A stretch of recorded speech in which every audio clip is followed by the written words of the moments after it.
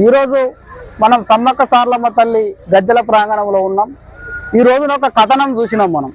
వాస్తవంగా కూడా 103 రోజులుగా Sammakka Saralamma archaeology indigenous research institute బృందం 15 సంవత్సరాలుగా భారతదేశంలో అనేక ప్రాంతాలు తిరిగి చేసిన పరిశోధన నుంచి వెళ్ళి సమ్మక్క సారలమ్మల చరిత్రని మనము రూపొందించే క్రమంలో ఇక్కడ ఆలయ నిర్మాణంలో ఇక్కడున్న మన పరిశోధక బృందం పగలు రాత్రి తేడా లేకుండా ఇవాళ కష్టపడుతూ ఇక్కడ ఆలయ నిర్మాణం చేసే పనులు ఉన్నాం.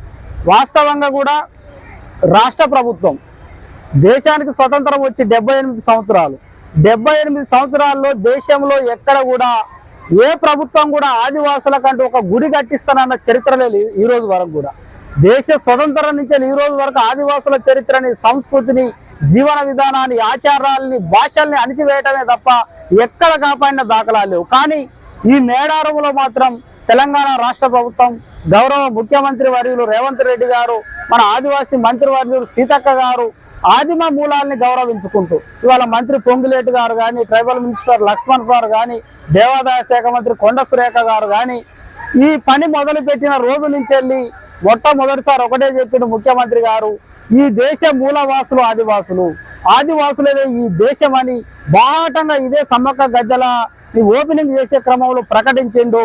అప్పుడు మా పరిశోధన కేంద్రం కానీ, మా పూజారులకు కానీ జానాడంత భూమిలో కూడా వేరే విశ్వాసాలకు సంబంధించిన బొమ్మలు రావడానికి వీలు లేదు.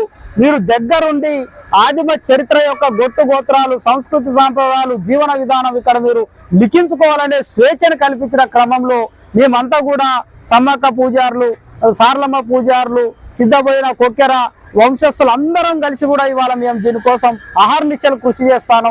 మరి ఇవాళ తెలంగాణ నమస్తే తెలంగాణ పత్రిక మాత్రం ఆదివాసీల సంస్కృతి పైన విసం చెమ్మినట్టు ఆదివాసీ చరిత్రని మొత్తం కూడా కాల రాసే విధంగా, మరి ఎందుకో నమస్తే తెలంగాణ పత్రికకి ఇష్టం లేదు కావచ్చు మరి భారతదేశంలో ఇక్కడ గుడి కట్టించడం అనేది.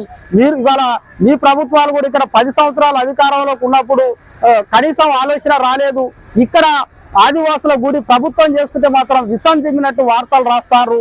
అది మమ్మల్ని సంప్రదించకుండానే ఇవాళ ఇక్కడ ఈ గద్దెల పైన పెట్టిన బొమ్మలు 7,000 బొమ్మల్ని ప్రతి ఒక్క దాన్ని కూడా మేము మా పూర్వీకులు వాడిన డాలుగుడ్డలో ఉన్న రెడ్ క్లాత్ పైన బొమ్మల ఆధారంగా, మా రీసెర్చ్ సెంటర్ కు జరిగిన కొండ గృహాల్లోని తాళపత్ర గ్రంథాల ఆధారంగా ప్రతి దాని ఒక్కటికి 100 సార్లు చెక్ చేసి మరి ఈ బొమ్మ మనదా కాదా, పూర్వం ఈ రాజరిక చరిత్ర గొట్టుగోత్రాల వ్యవస్థ ఏ విధంగా ఉండే అనే దాన్ని ప్రతి దాన్ని కూడా ఇవాళ మేము సూక్ష్మ స్థాయిలో పరిశీలన చేసిన తర్వాతే బొమ్మల రూపంలో మేము చెక్కడం జరుగుతుంది.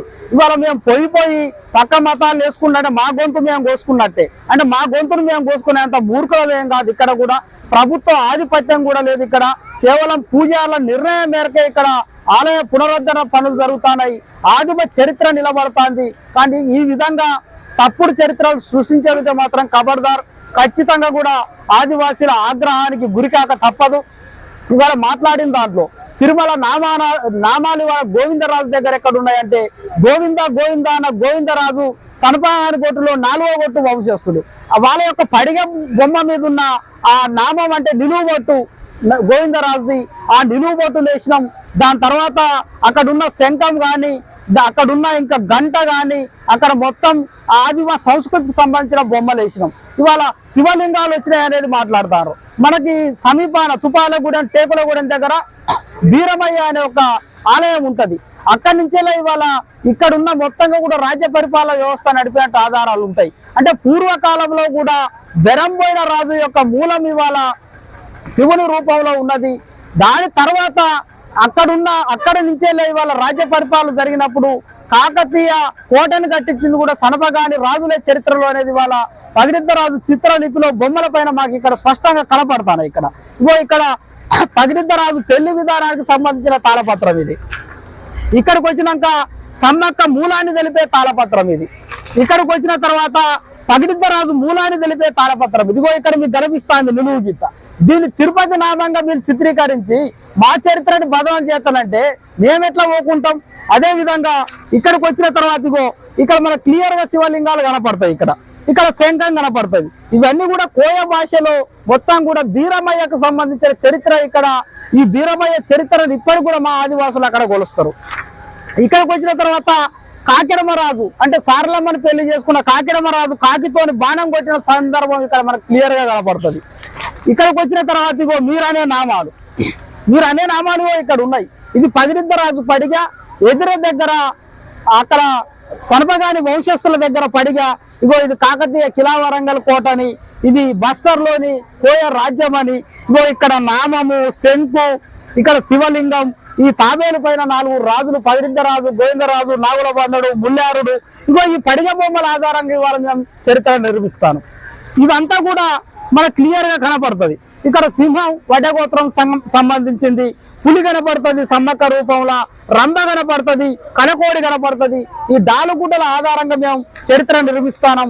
ఇగో ఇక్కడ మనకు క్లియర్ గా కనపడుతుంది. ఇది ఒంటికొమ్ము దుప్పి 5వ గొట్టోల దైవం, కోయ లిపి, కోయ శాసనం, గొట్ల శాసనం.